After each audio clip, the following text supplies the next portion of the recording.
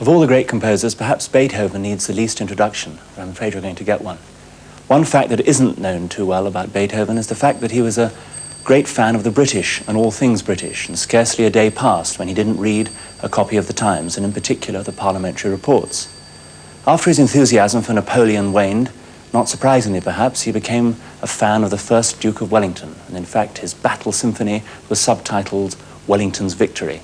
And we're here at the home, Stratfield Say, of the first Duke of Wellington, which was given to him by a grateful nation after his magnificent victories. And today we're going to hear some Beethoven cello sonatas played by Paul Tortelier and Marie de la Pau.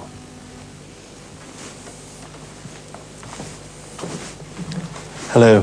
Hello. Was that a fair comment, do you think, about Beethoven and Napoleon? I think it was right, it was historical. What I would like to add, I wouldn't like the people to think that Beethoven has been unfaithful to Napoleon when he seemed to be a liberator. No, indeed, it is the other way around.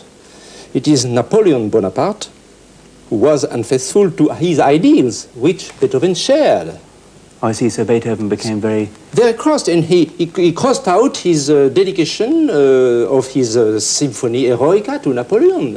Really? Moment. Yes, because Napoleon declared himself emperor, so it was against his ideals of a hero liberator.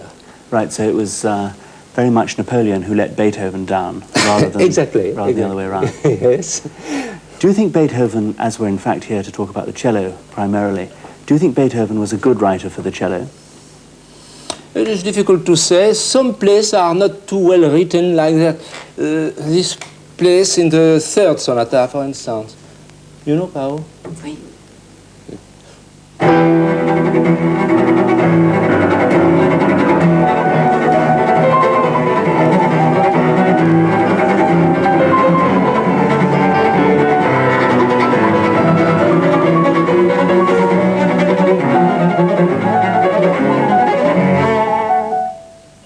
That's not very good. Well, it is very hard to play, you know. It can be scratchy very easily because it's very low. But why is that bad? Because it, sounds to me, like magnificent cello writing. Ah, well, I'm pleased. But perhaps we must pay the tribute to Pao because she's cheated a little, you know. She's musical, that girl. And then I think she corrected a little mistake by Beethoven in balance, because Beethoven has written fortissimo, this play. Now, if she plays fortissimo, listen.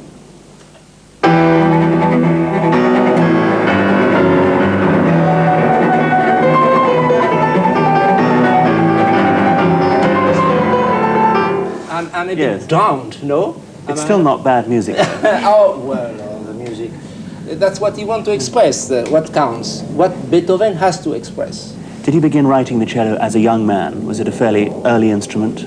Yes, for him? Yes, he was attracted by cello very young. He was 26.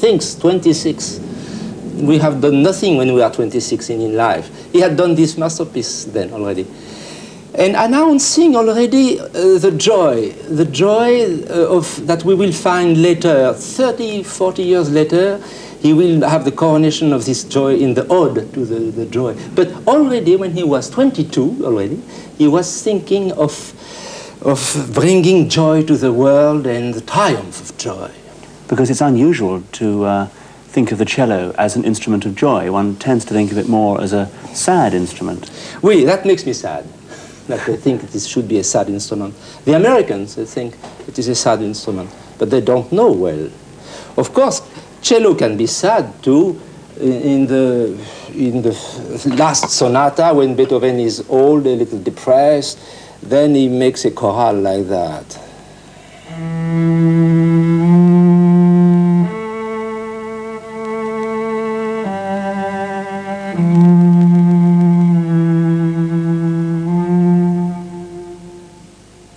Almost to extinction. But when he's 22, when he's a young hero in Vienna, even very elegant and successful with everybody, he is just filled with joy. And now there are several sorts of joy. The first joy we would like to show that how he expressed that is in his very first work, Sonata number 1. Tu veux le faire, Paul, Oui, bien sûr. l'introduction? Allegro. Tu sais, toi? Oui.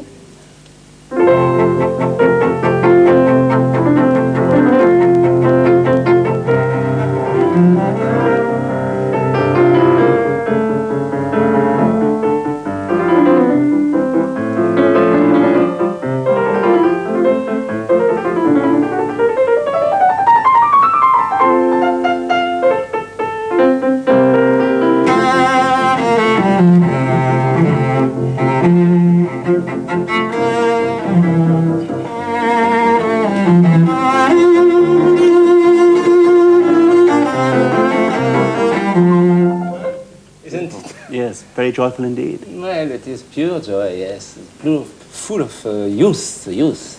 And after, very little after, he already works out on the joy. Not it is only his joy, he wants to bring it to the other and give into the other, I think. In the second sonata, we have this example in C major, huh? You know it? Tom?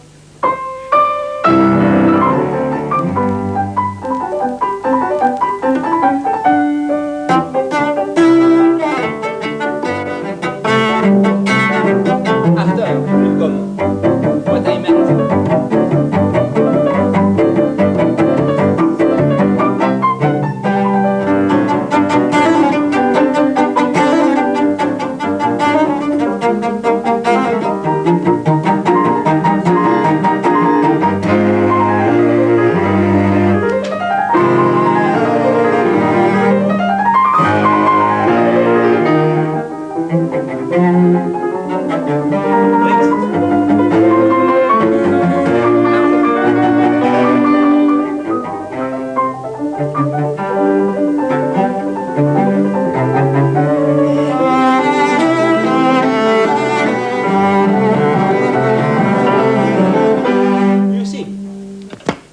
You see, here it sounds already like an hymn. Yes. It is not the same. It is. Which it corresponds already to the rhythm of. So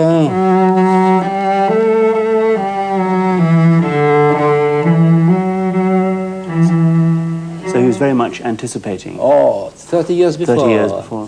It shows how the maturation takes time. But When he Now moved in, sorry. sorry, I am thinking of when you said that he was writing sometimes not so well for the cello, as I showed.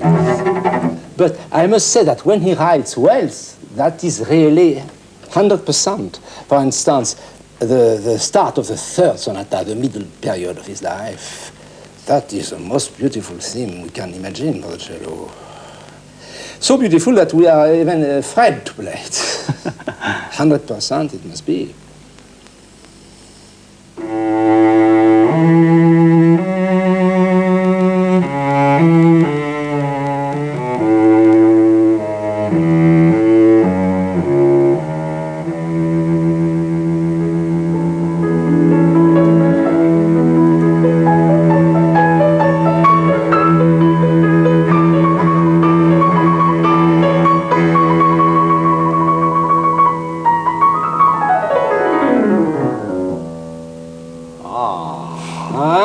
And of course, by the Hey, thank you. Oh,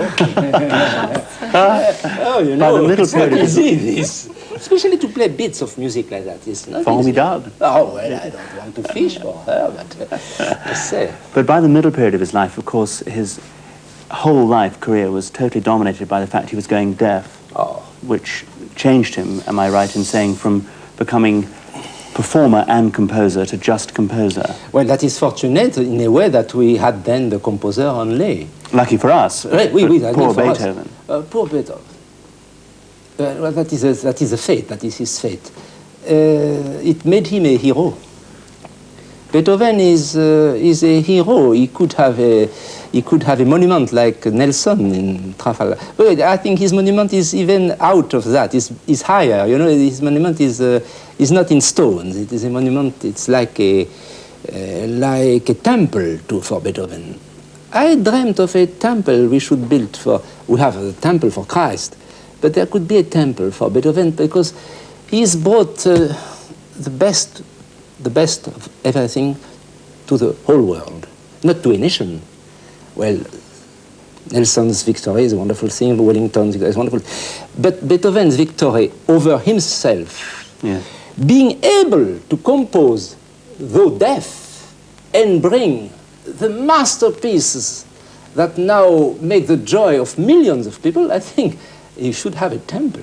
But he has a temple in a way. Right, now we're talking... Yes. Sorry, I was going to say that we're talking about the time that he was writing, for example, the Fifth Symphony, in his middle period, if one can call it that. Which pieces on the cello was he writing, or which pieces for the cello was he writing about this time? That was at the time, that was Opus 60, how much was it? Opus 69? 69, the cello, yes, the cello work. And it is near. That was about the same time as his Opus greatest... 69, the middle period. I think perhaps the best period of his life. When everything is balance and richness, not too intellectual yet, still good for everybody. Yes. And then here also he expressed every feeling in music, and also is haunted, you say, by joy, haunted by joy. Haunted by joy. And we have a moment like that sounds like the Pastoral Symphony. Perhaps you know what I mean in the scherzo of the third sonata. It is in the middle part, C'est ça, je prends in le Imager. C'est ça. Listen to this beat also of joy there.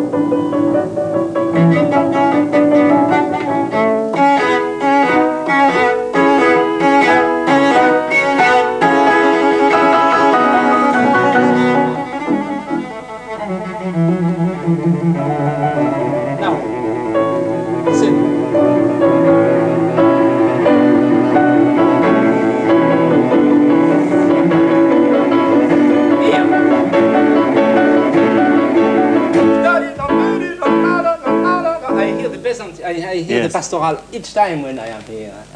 The joy also, but the joy in the nature. Even though his own personal life by that time was sad. I mean, his... oui, but that is the triumph of a hero who can dominate everything of his own sorrow and triumph of his suffering to always to bring joy. Right. Is that marvelous? That is heroic. Exactly that. It's really heroic, yes. What kind of instrument was Beethoven writing for? Has the cello changed much? No. Is this cello as old as Beethoven? As a matter of fact, yes, it is older. It was born before Beethoven. Really? Yeah, yes. So the instrument beginning of the 18th century. Yes, so Beethoven knew this cello exactly, except that there was no end pin. You say, how do you call it? This, la pique, on dit en français. I have no idea. Oui, the end pin, voilà. It was without, in the time of Beethoven, when he met Duport, the famous French cellist, the Paganini of the cello of the time. Probably Duport played, I am sure, between the legs like that. It was not very comfortable. It was very difficult to play this way, you see. And it also muted the cello because of the legs. But after, when they played long operas, like in Wagner's opera, yes, the cellists began to get cramps in their feet, you know. It was so long to play Parsifal this way that they put this little end pin after, which I changed myself. I modernized it. Right. But otherwise, it was the same cello, except the strings. The strings were made of guts, boyaux, des boyaux, guts. Guts, catgut, I suppose, yes. Oui, boyaux de chat, peut-être, oui. Oh non, sheep stuff. I don't sais pas. No, not cat. Couldn't tell. I couldn't say. Now it is steel string. Yes. Well, now, but essentially, it's the same instrument that Beethoven would have written for. Oui. Essentially, it is the same. How did Beethoven's music change in the last years of his life? Well, it became deeper and deeper. Perhaps I would say detached a little, as he was isolated by his deafness first, and also because his ideals about society, about brotherhood, failed more or less. So he reached resignation, sort of religious religion, but his religion, I think, was music again. And it is shown very well in the chorale, the slow movement of the last Beethoven sonata.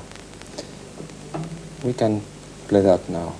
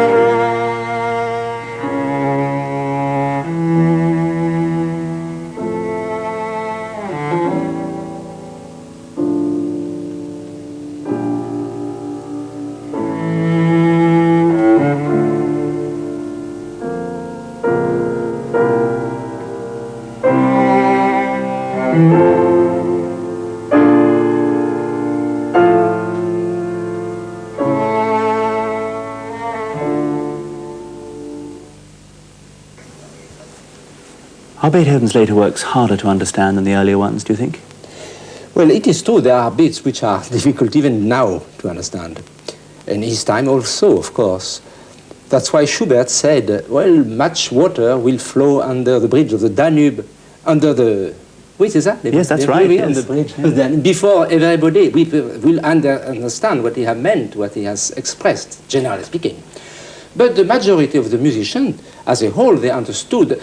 We have exaggerated to think that he was not understood. No, great musicians like Schuppanzig, the quartet Schuppanzig, Rhys, Czerny, Hummel, Field, Meyerbeer, they all admired Beethoven. It was rather few critics who did not understand Beethoven. That's why now they are so afraid to miss another Beethoven that they recognize Beethoven in every avant-gardist. Not to make the same mistake, but they make the same mistake the other way around. Right, I see. How on earth would one sum up Beethoven's contribution to music, and to the cello in particular? Is it possible in 30 seconds? It is a contribution to the world, as I said already, and it holds in one story. The best is to say this anecdote. I met once a vet, Belgian vet, a man who was used to animals rather to men, and he said to me, well, men don't interest me very much, you know, I'm much more fond of animals. Elephants, you know, that is remarkable. He said, except when I hear Beethoven. The one man. Then I feel closer to the man. Yes. So I think that says everything. Well, what piece would you like to end up with that says everything about Beethoven? I think we are all in search of joy. We have spoken a lot about it. La joie de la jeunesse, later on, become a credo. And now I would like to finish with the finale of the A major symphony, sonata, excuse me, the third sonata. It's like a symphony, that's why. And this shows again joy, and it seems that now joy is absolutely advancing at the end of this movement. You will feel that the joy is coming nearer and nearer to us. Well, thank you very much. And just before you start, thanks to your daughter for some magnificent music. Mm-hmm.